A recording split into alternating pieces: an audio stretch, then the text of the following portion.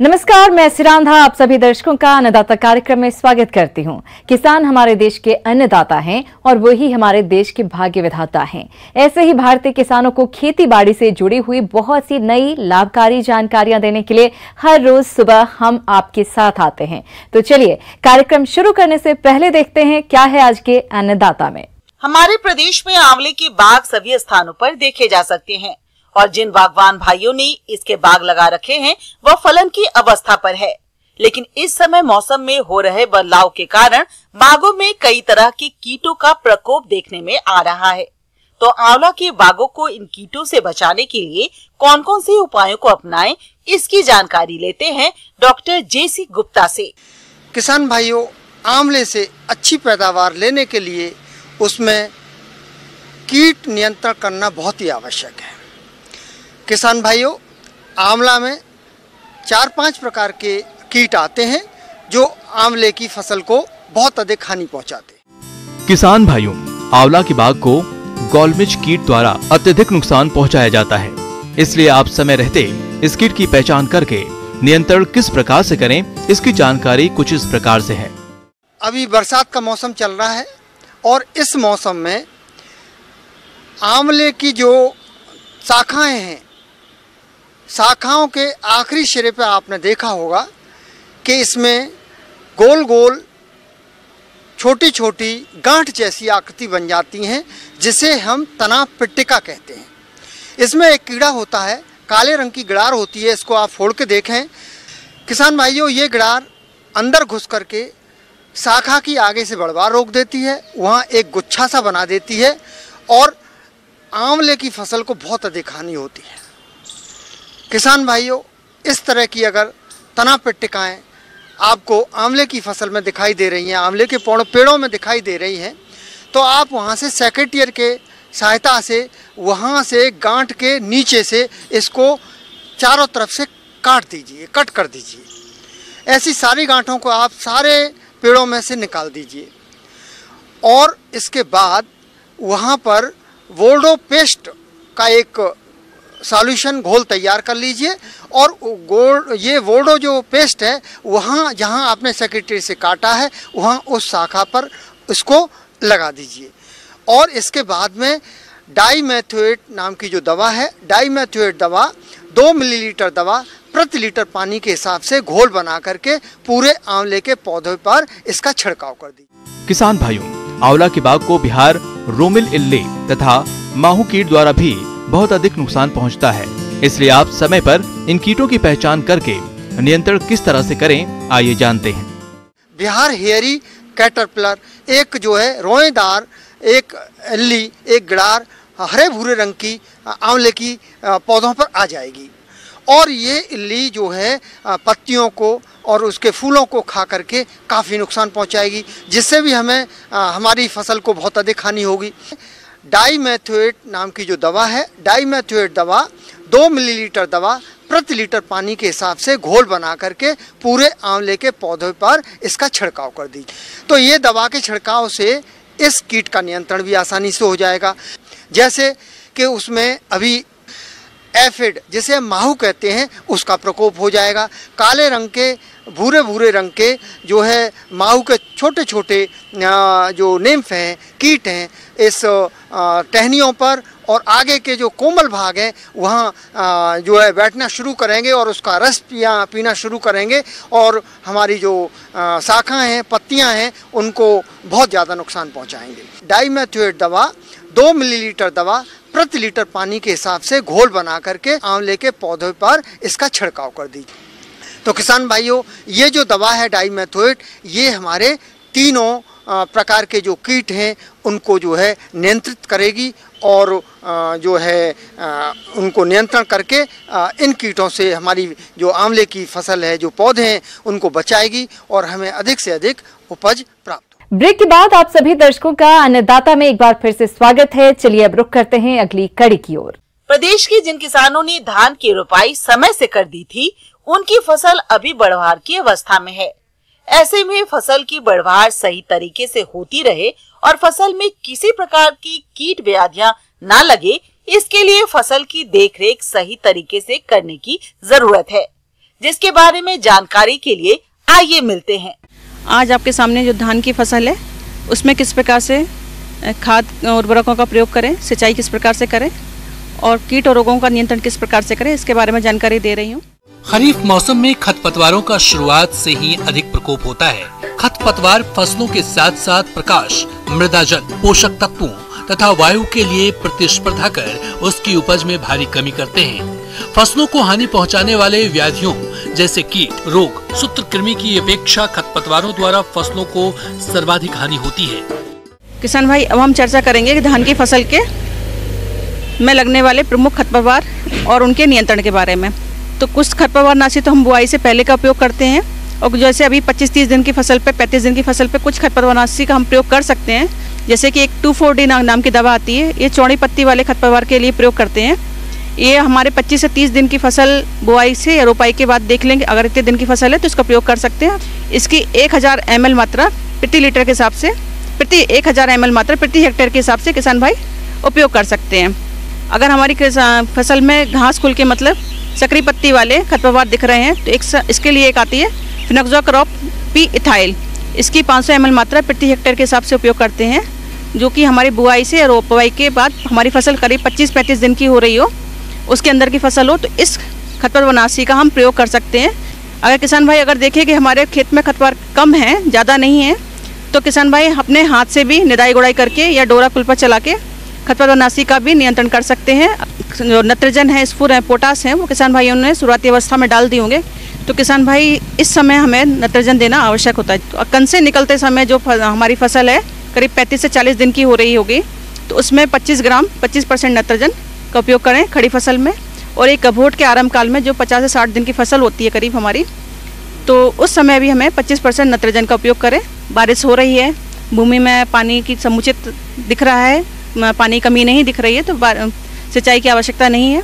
लेकिन अगर देख रहे हैं किसान भाई कि पानी नहीं गिरा है और भूमि सूख रही है, तो अपना सिंचाई आवश्यक रूप से करें, क्योंकि बिना सिंचाई के, क्योंकि धान में जल की काफ़ी आवश्यकता होती है और बिना सिंचाई के इसकी फसल की बढ़वार उचित प्रकार से नहीं हो सकती। रोगों के बारे में तो सबसे पहला रोग है झुलसा रोग। यह रोग पौधे से लेकर शुरुआती अवस्था से लेकर दाने बनने तक की अवस्था तक इस रोग का प्रभाव रहता है। यह रोग मुख्य प्रकार से पत्तियों, तने की गांठों पर, बाली पर आँख के आकार के धब्बे बने हुए दिखते हैं, जिसमें बीच में राख के रंग के तथा किनारे पर गहरे भूरे लालिमा लिए रंग के होते हैं। तो इसमें इसको देखेंगे तो ऐसा लगेगा कि हमारी फसल झुलस गई है। रोग ग्रसित पौधों को निकाल कर नष्ट करें। रोग रोधी किस्मों का चयन करें किसान भाई। बीज को बीजोपचारित करके ही बोएं, जिसके लिए बीजोपचार करने के लिए अपना कार्बनडेजिम नाम की दवा आती है।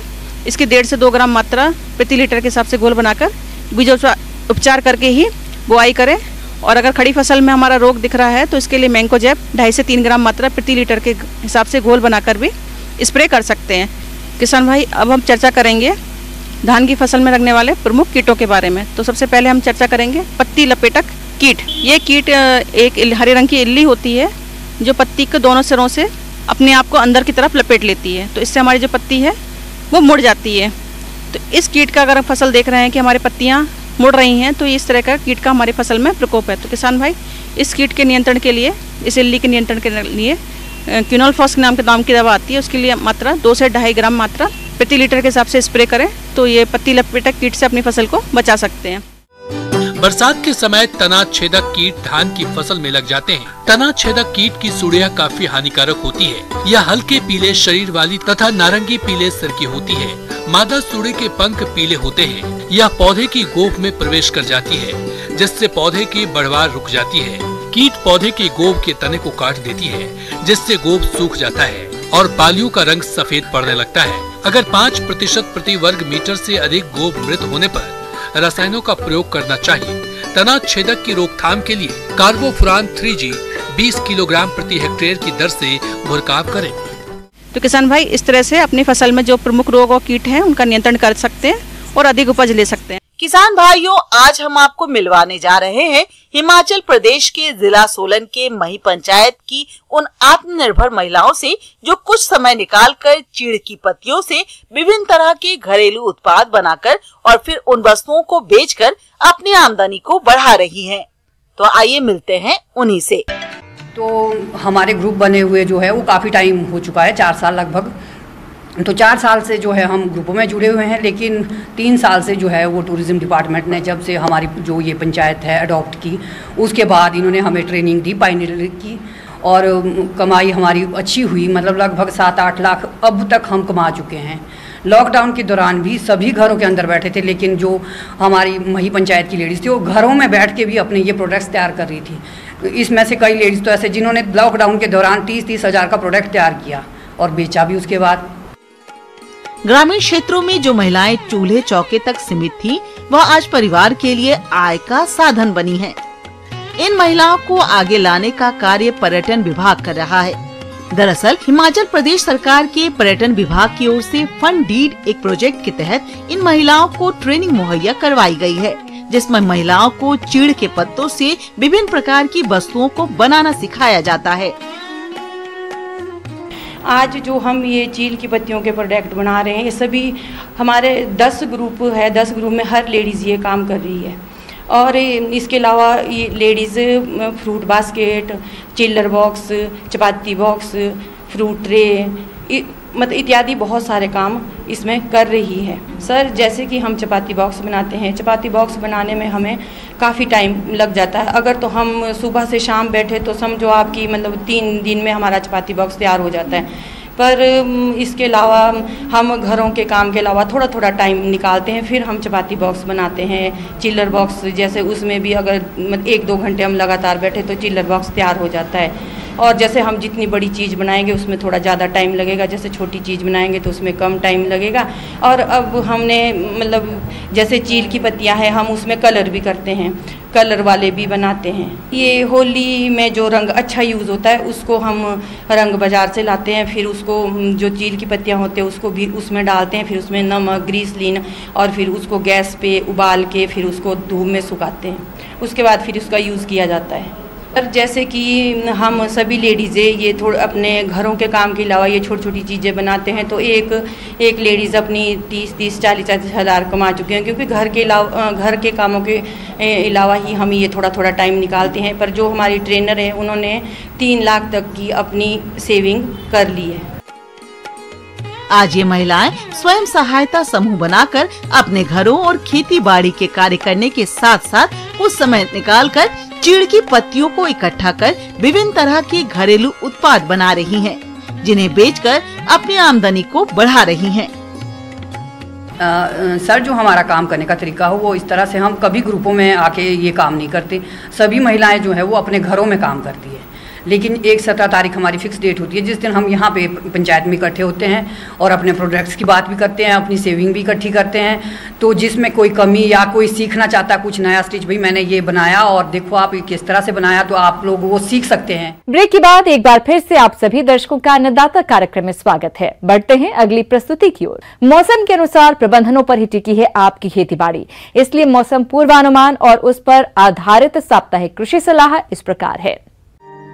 इंदिरा गांधी कृषि विश्वविद्यालय रायपुर के मौसम विभाग से प्राप्त मौसम पूर्वानुमान रिपोर्ट के आधार पर रायगढ़, बलरामपुर, बिलासपुर और इनके आसपास के जिलों के किसानों को सलाह दी जाती है कि इन क्षेत्रों में आगामी 4 दिनों तक हल्के से मध्यम बादल छाए रहेंगे। ऐसे में इन क्षेत्रों के किसान कोरोना के गंभीर फैलाव को देखते हुए किसानों को सलाह है कि कृषि कार्यों के दौरान भारत सरकार द्वारा दिए जा रहे निर्देशों, व्यक्तिगत स्वच्छता, मास्क का उपयोग, साबुन से उचित अंतराल पर हाथ धोना और एक दूसरे से सामाजिक दूरी बनाए रखने पर विशेष ध्यान दें। उर्द और मूंग की फसल में पीला मोज़ेक रोग के नियंत्रण हेतु रोगी पौधों को खेत से उखाड़कर मिट्टी में दबाकर नष्ट कर दें और सफेद मक्खी कीट की रोकथाम हेतु थायोमेथाक्साम 70 WG की 100 ग्राम मात्रा 500 से 600 लीटर पानी में घोलकर प्रति हेक्टेयर की दर से छिड़काव करें।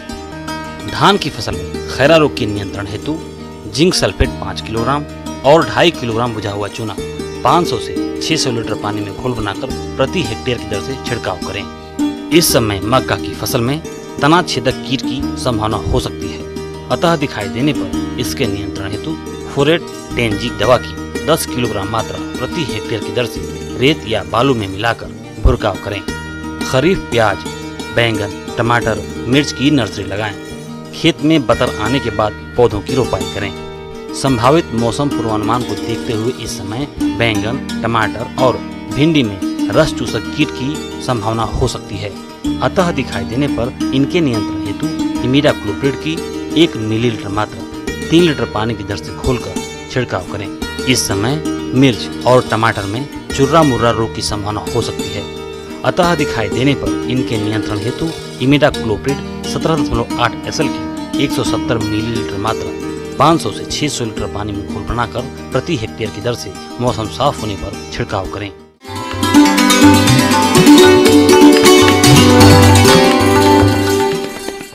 अन्नदाता हेल्पलाइन निःशुल्क फोन संपर्क सेवा के माध्यम से आपके द्वारा पूछे गए प्रश्नों में से 1 या 2 महत्वपूर्ण प्रश्न को हम अपने कार्यक्रम में शामिल करते हैं। इसी के तहत आज का चयनित प्रश्न और उसका जवाब इस प्रकार है।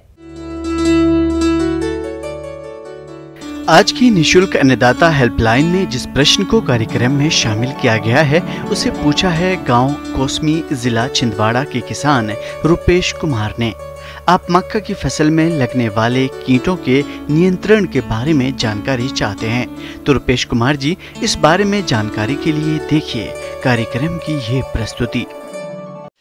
इस समय मक्का के अंदर जो बीमारी आ रही है, यदि आपने मक्का को जुलाई महीने में लगाया है, जुलाई के एंड में लगाया है और यदि आपकी क्रॉप की जो स्टेज है वो करीबन नई हाइट स्टेज से थोड़ी सी ज़्यादा है, करीबन 1.5-2 फुट की क्रॉप है, तो इस समय जो सबसे जो प्रमुख जो कीड़ा उसमें अंदर लग रहा है वो है फाल आर्मी वर्म और स्टेम बोरर। तना भेदक सुंडी तने में छेद करके उसे अंदर से खाती है, जिससे गोब एवं तना सूख जाता है। यह मक्के के लिए सबसे अधिक हानिकारक कीट है। ध्यान देने वाली बात यह है कि इसकी सुंडियां 20-25 मिलीमीटर लंबी और स्लेटी सफेद रंग की होती है, जिसका सिर काला होता है और 4 लंबी भूरे रंग की लाइन होती है। इसकी सुंडियां तनों में सुराख करके पौधों को खा जाती है, जिससे छोटी फसल में पौधों की गोब सूख जाती है। बड़े पौधों में ये बीज के पत्तों पर सुराख बना देती है। इस कीट के आक्रमण से पौधे कमजोर हो जाते हैं और पैदावार बहुत कम हो जाती है। ये जो कीड़ा होता है फसल को बहुत ही ज़्यादा क्षति पहुंचाता है। यदि आपका इसका टाइमली कंट्रोल नहीं किया तो ये आपकी पूरी 100% फसल को चौपट कर सकता है। तो यदि किसान भाई जैसे इसके सिम्टम्स दिखें, जब किसान भाई खेत में जाता है तो जैसे ही पत्ते के ऊपर जाएगा, जैसे वो पौधे को देखेगा तो उसके ऊपर जो गोब है वहाँ पर कुछ आपको कटे हुए लगेंगे और आपके कीड़े का मल भी वहाँ दिखेगा और पत्तियों पर कटे हुए निशान दिखे तो तुरंत किसान को इसको मारने के लिए स्प्रे करना चाहिए। आजकल जो मार्केट में जो दवाइयाँ मिल रही है, एक आपका कोराजन है और दूसरा इमिडा है, ये दोनों ही दवाइयाँ बहुत ही कारगर है इसको कंट्रोल करने में। यदि आपको कोराजन देना है तो करीबन 60 ml प्रति एकड़ के हिसाब से स्प्रे करें और यदि आपको इमिडा का स्प्रे करना है तो करीबन 150 ml प्रति एकड़ के हिसाब से करें। जिन किसानों ने जो फसल जून में लगाई है, यदि वो देखेंगे इस समय तक वो मक्का की फसल लगभग करीबन 6 से 7 फीट की हाइट हो चुकी है, तो उस मक्का के अंदर अब इन कीड़ों का, चाहे वो फाल आर्मी वर्म हो चाहे स्टेम बोरर हो, उनका प्रकोप नहीं होता। लेकिन जो छोटी फसल है जिनको अभी 1 महीना ही लगाया हुआ है, उनके अंदर अभी इसका प्रकोप है। यदि तेज़ बारिश आ जाती है तो इस कीड़े का बहुत ही हद तक कंट्रोल अपने आप भी हो जाता है, क्योंकि जैसे गोब में पानी भरेगा कीड़ा निकल के बाहर चला जाता है तो कुछ हद तक कंट्रोल हो जाता है। अदरवाइज किसान को जैसे इसका आक्रमण हो तुरंत उपचार करना चाहिए। मक्के की फसल में एकीकृत कीट नियंत्रण के लिए सबसे पहले साफ, उपयुक्त एवं प्रतिरोधी किस्मों का चयन करना चाहिए और बोने से पहले बीजों को कीटनाशक दवा से उपचारित करना चाहिए।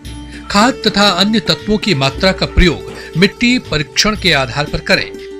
खेतों से फसल अवशेषों का हटना तथा मेढ़ों को साफ रखना चाहिए। यांत्रिक नियंत्रण की बात करें तो कीड़ों के अंड समूहों, प्यूपों तथा वैक्सों को इकट्ठा करके नष्ट कर दें। रोगग्रस्त पौधों तथा उनके भागों को उखाड़कर जला दें। खेत में जगह जगह पर बांस खुड़ियां लगाएं, जिससे पक्षी कीड़ों को खाकर नष्ट कर सकें। मित्र कीटों का संरक्षण करें। प्रकाश प्रपंच की सहायता से रात को कीड़ों को आकर्षित कर नष्ट करें। कीड़ों की निगरानी और उनको आकर्षित करने के लिए फेरामोन ट्रैप का प्रयोग खेत में करें। इसके अंदर मक्का के अंदर भी हम जो फाल आर्मी वर्म है या स्टेम बोरर है उनको हम कैसे कंट्रोल करें, तो उसके लिए हमने जो ट्रैप्स लगाए हुए हैं, इंसेक्ट के ट्रैप्स लगाए हैं, जिसके अंदर ये फेरामोन ट्रैप्स हैं। ये जो है कि ये जो मेल होता है इनका, उसको अट्रैक्ट करते हैं और अट्रैक्ट करके वो वहाँ चला जाएगा और जैसे अंदर जाएगा वहाँ पे ट्रैप हो जाता है और मर जाता है। तो इसकी पॉपुलेशन को हम कुछ हद तक कंट्रोल कर सकते हैं। तो ये भी एक इफेक्टिव तरीका है जिससे कि हम फाल आर्मी वर्म और स्टेम बोरर को कुछ हद तक कंट्रोल कर सकते हैं। इस समय मक्का की फसल में यदि आपकी मक्का की छोटी फसल है जिसको 30-35 दिन लगाए हुए हैं, उनके अंदर फाल आर्मी और स्टेम बोरर का मुख्यतः ध्यान रखें। यदि आपकी फसल बड़ी है तो उसके अंदर एक तो पानी का स्पेशल ध्यान रखें, यदि और नाइट्रोजन का, इन दो चीज़ों का स्पेशल ध्यान रखना चाहिए, क्योंकि जो मक्का की फसल होती है वो नाइट्रोजन और पानी से बहुत ही ज़्यादा सेंसिटिव होती है। यदि आपके नाइट्रोजन की कमी हुई तो आपका बहुत ही ज़्यादा यील्ड पेनल्टी आने की संभावना है, और सेम ही केस आपका पानी के साथ होता है। तो जैसे ही आपका टेंशियोमेट्रिक रीडिंग 40 से 50 किलो पास्कल आती है, आप उस समय तुरंत मक्का में पानी दे दें। आइए अब एक नजर डालते हैं राज्य की कुछ चुनी हुई मंडियों के प्रमुख फसलों के बाजार भाव पर।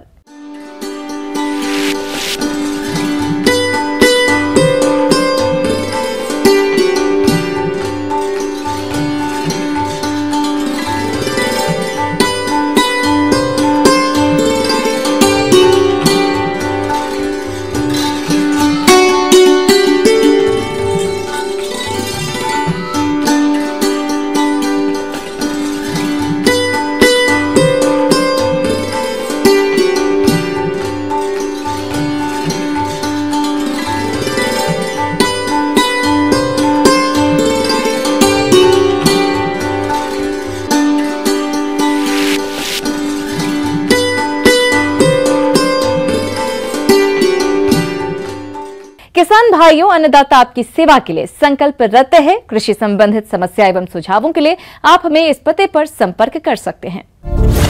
प्रोड्यूसर अन्नदाता, news 18 Madhya Pradesh Chhattisgarh, Ramoji film city Hyderabad 501512। साथ ही आप हमें ईमेल भी कर सकते हैं। हमारा ईमेल है p18annadatamp@nw18.com। इसके अतिरिक्त आप हमें निःशुल्क हेल्पलाइन नंबर 180041921555 पर सोमवार से शनिवार सुबह 10 बजे से शाम 4 बजे के बीच संपर्क कर सकते हैं। किसान भाइयों, अब समय हो रहा है आपसे विदा लेने का, तो हमारी पूरी अन्नदाता टीम को दीजिए इजाजत। कल फिर आपसे मुलाकात होगी कृषि संबंधित कुछ और महत्वपूर्ण जानकारियों के साथ। नमस्कार।